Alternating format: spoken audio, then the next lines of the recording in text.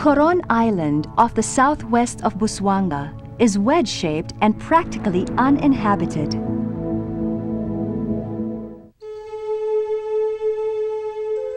It stands out from most other islands in Calamian because it has the same features as the islands of El Nido further down in western Palawan. Sharp, jagged limestone cliffs, sometimes bare, sometimes covered in thick foliage. The best are found in Sico Coves, northwest of the island. Actually, it's quite difficult to describe it. I think you have to come to see it because it's limestone cliffs which are have been carved into these very interesting, strange shapes by the wind, by erosion, and they're very steep and they're very dramatic. So if you were to describe these to a friend who hadn't been here, they might be skeptical and think that you were making it up. Because of that, it's a very dramatic seascape. It's very well worthwhile seeing. I'd recommend it, but it's not easy to describe. If you are on your own and you stand under one of the cliffs, it's quite scary. It's eerie.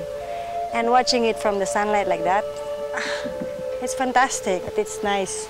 It's a good feeling also if you're a nature lover.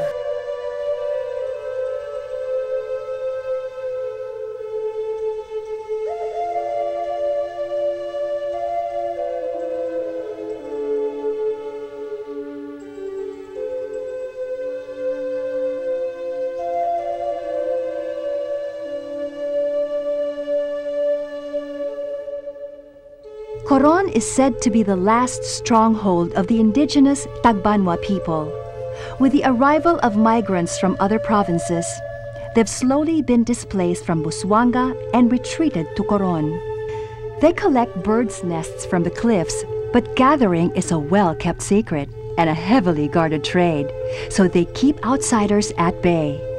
Most Tagbanwas are shy and quiet, and visitors are usually advised to keep a safe distance from their settlements.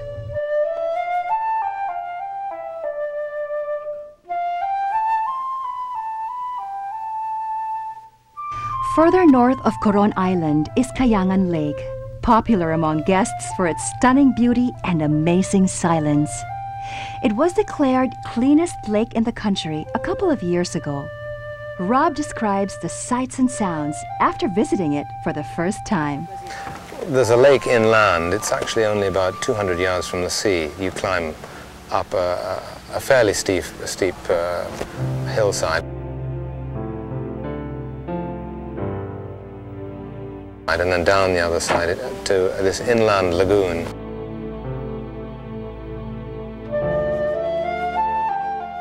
It's brackish water, half salt, half fresh, and it's surrounded on all sides by steep limestone cliffs.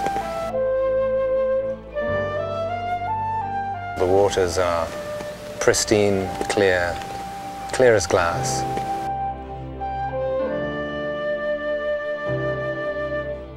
The temperature is pleasantly warm. It's not terribly warm. It's quite a deep lake, about 28 meters, I think. The color is aquamarine, a deep turquoise blue, and extremely clear. It's supposed to be the cleanest lake in the Philippines, and I can well believe it. And what is most striking about it is the silence. If you're used to busy city life with all the stress and the noise and the traffic and the crash of modern life, to suddenly be transported into a place of absolute peace is really very refreshing. And if you take a life jacket, you can swim out into the lagoon, and you can lie there and face the sky. And just in the distance, at the very edge of your hearing, you hear the cries of a few birds, but that's all.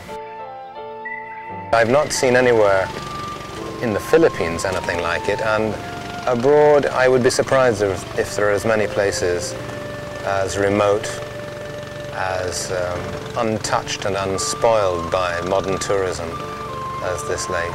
It's very special. 4 days is perhaps the minimum amount of time needed for anyone to tour the Calamian Islands by boat. Anything less is too inadequate And anything more gives a visitor even more reason to stay even longer.